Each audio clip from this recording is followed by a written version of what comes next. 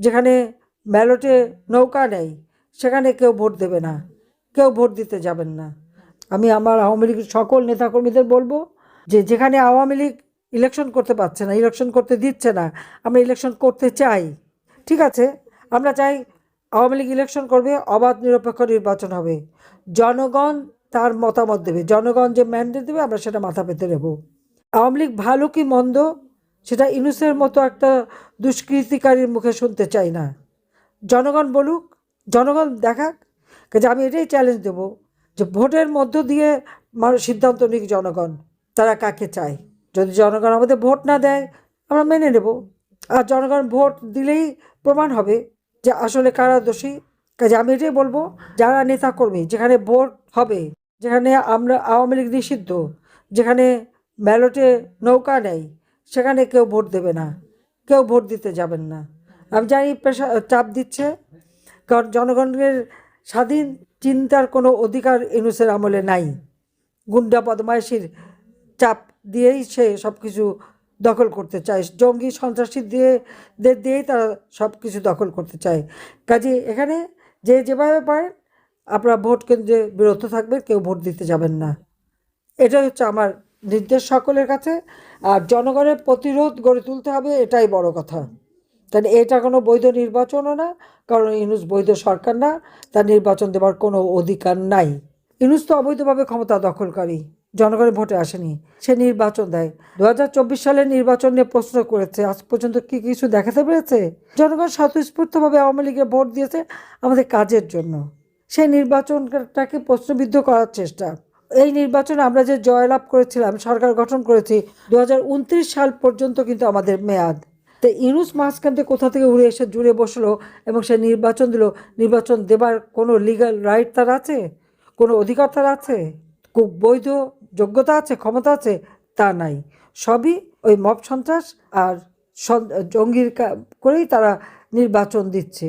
কাজে এই নির্বাচন সে যে দিচ্ছে সেখানে আওয়ামী লীগকে ব্যান্ড করে দিয়েছে। আমার প্রশ্ন, আওয়ামী লীগ জনগণের ভোটে নির্বাচিত, আওয়ামী লীগকে ব্যান করে কিভাবে? সে একটা অবৈধ ক্ষমতা দখলকারী। এখন যদি ঘরে ডাকাত পড়ে মালিকদের বের করে দেয়, বাংলাদেশের অবস্থা সেরকমই হয়েছে।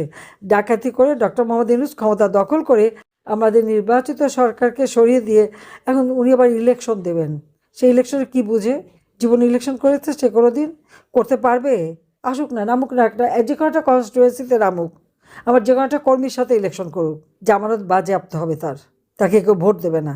কারণ ওই জঙ্গিদের আর ওই সুদখোর গরিব মানুষের ঋণের চালে জড়িয়ে রক্ত চুষে খায়, তাকে কেউ ভোট দেবে না। আমি তাকে চ্যালেঞ্জ দিচ্ছি, সে আসুক না, জনগণের ভোটে নির্বাচিত হয়ে, তখন বুঝবো। তার মেটিকুলাস ডিজাইন করে ক্ষমতা দখল, অন্যের অর্থে, এবং নিজে যে হাজার হাজার কোটি টাকা বানিয়েছে, 6,000 টাকা বেতনের একজন কর্মচারী বা গ্রামীণ ব্যাংকের এমডি হাজার হাজার কোটি টাকা পেল কোথায়? আজকে আমি আন্তর্জাতিক পর্যায়ে যারা তাকে একবারে দেবতা মতো পুজো করতো একসময়, আমি তাদেরকে জিজ্ঞাসা করি, আপনারা কি কোনো দিন জিজ্ঞাসা করেছেন যে একটা ব্যাংকের এমডি, তার তো একটা নির্দিষ্ট বেতন পায় সরকারের পক্ষ থেকে, সে এত টাকা কোথায় পেল যে সারা বিশ্বব্যাপী সব জায়গায় উনি বিনিয়োগ করে বেড়ালেন?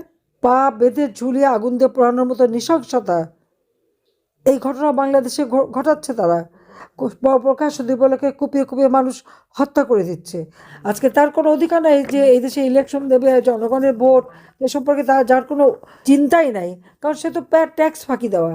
আমরা তো আমাদের অল্প টাকা, কিন্তু আমরা কখনো ট্যাক্স ফাঁকি দেইনি, কারণ আমি জানি যে আমার দেওয়া ট্যাক্স বাংলাদেশের জনগণের উন্নয়নে কাজে লাগে। ডক্টর মোহাম্মদ ইউনূস কি কোনোদিন ট্যাক্স দিয়েছে? জিজ্ঞেস করেন। ট্যাক্স ফাঁকি দেওয়া এটা সে খুব ভালো জানে। আমি তো জানতাম না যে আমি আমাকে দেশ ছেড়ে যাচ্ছি বা দেশ ছেড়ে কখনো যেতে হবে, কিন্তু আমাকে তো সেই বনবাসে রেখে গেছে। তারপর আমি আমার জনতার সাথে আছি, দেশের মানুষের সাথে আছি, কিন্তু ইউনূস কারো ট্যাক্স দেবে না। এর হাত থেকে আমাদের দেশকে রক্ষা করতে হবে, এটাই আমার কথা। এখন বলে আইনে আছে, কোনো মানুষকে হত্যা করলে বা কোনো স্থাপনা ধ্বংস করলে তার বিচার হবে।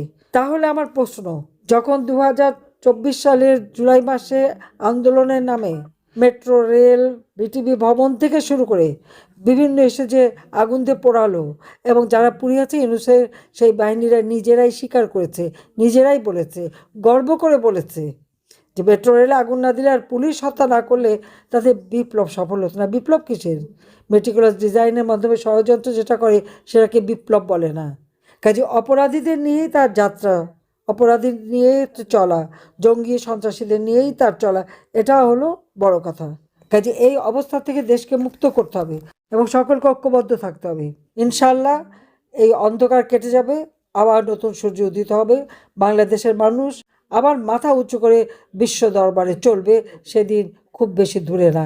আমি আছি আপনাদের পাশে, যতক্ষণ বেঁচে আছি আপনাদের সাথেই আছি, বাংলার জনগণের সাথেই আছি। সবাই ভালো থাকেন, সুস্থ থাকেন। খোদা হাফেজ। জয় বাংলা, জয় বঙ্গবন্ধু। বাংলাদেশ চিরজীবী হোক।